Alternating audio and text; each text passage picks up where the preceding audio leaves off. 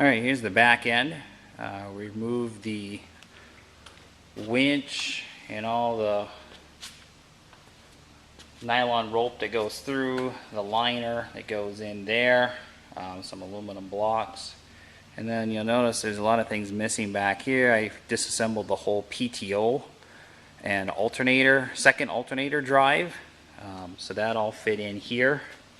That opened up, and then over here there's all the parts that went with that. So there's all the parts for the belt drive that drives the second alternator and the reduction to go to a chain drive for the PTO output. Those are all the parts and shields that go with that. Alright, here we go. Wiring. We're taking out wiring. It kind of looks like we've got a mess, and I'm going to show you some of the stuff up close here. I've been working quite a while today on just taking wiring out, labeling it, and once I get it out, I'll lay it all out so you can actually see it. But everything ties into this RC control box here, and so I've been disconnecting and spooling up wires so I can get that out. It's also tied into the main engine harness, so I've removed the harness from the engine on this side. It threaded over the top, and I'll come around to the other side here. Then it tied into the engine on this side, starter, alternator.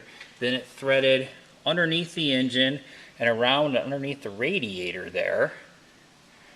So I've pulled that out, and that is this harness right here. All of that fun stuff.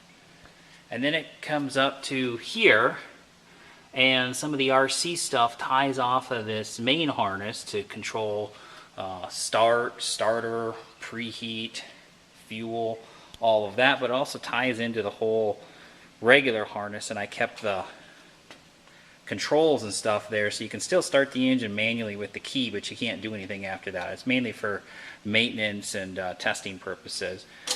But we also got all the relays here that are part of the engine functions, and all that stuff ties back into the RC harness, RC box there. And I've got this just about loose here. We've got just a couple more wires to take off. We're going to thread everything through that gap right there, which will then allow us to pull that whole RC box out along with the whole harness, and we'll have all the wiring out of the track chair. So here we go. I got all of the wires out, and just so you get the scope, this is the pile that I just got out. I have yet to arrange it out on the floor, but you can see that is a lot of wire. Alright, I got the wiring all arranged out, spread out, so you can see the scope of it. Bear in mind, this is not all of the wiring. It's a majority of it. So there we go. It does not include the lighting wiring. It doesn't include some of the ramp actuator wiring, the winch anchor wiring, some solenoids, some of the things for the air system, the heater. All of those are separate assemblies of wiring. This is just the engine management and RC side of the wiring that we've got here.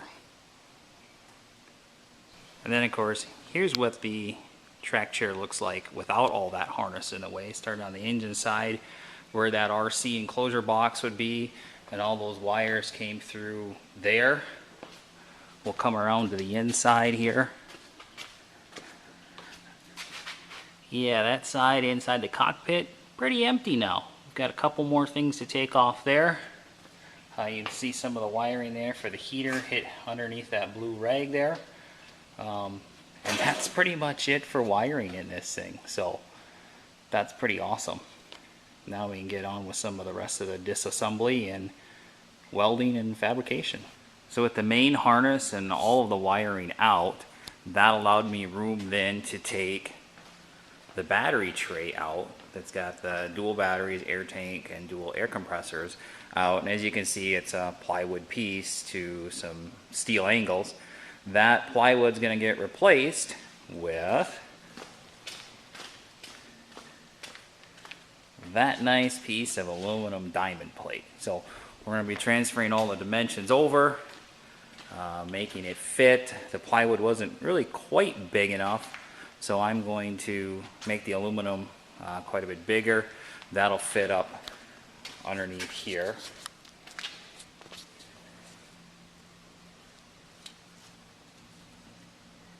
And cap in that underbelly right there. So that is our next job here of fabrication. As you can see, track chair is getting pretty bare. Alright, so I got the aluminum diamond plate mounted to the steel frame. Doesn't that look so much better than that piece of plywood that I had in there before? So next step, we're going to put this into the track chair on the 4-bar linkage, hoist it up in a position and see how it fits. Reason why I want to do this is it's wider here and here on both sides, and I also made it longer on this front end and on the back end to try to close in this back area to keep debris from getting in there. Alright, I've got the rearmost 4-bar linkages hooked up. There's the other one's kind of dark. Now we're going to go around to the front, and there's 2 more that hook on right up front there. Alright, I got it mounted up in there, the rear battery tray there. You can just see the shiny edge there. And there it is. I like how that fits. It closes all that in nice. All the way up to the front there. That is going to do a great job of protecting the batteries and letting everything slide on by.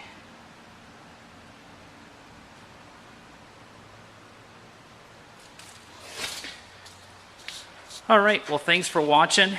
That's going to conclude this part of disassembly part 2 and some fabrication. I've kind of got a mess around here. Things need to be cleaned up here. I like to put stuff away before calling it done for the weekend. So happy 4th of July weekend. Hope everybody had a great 4th, and we'll catch you next time. Thanks for watching.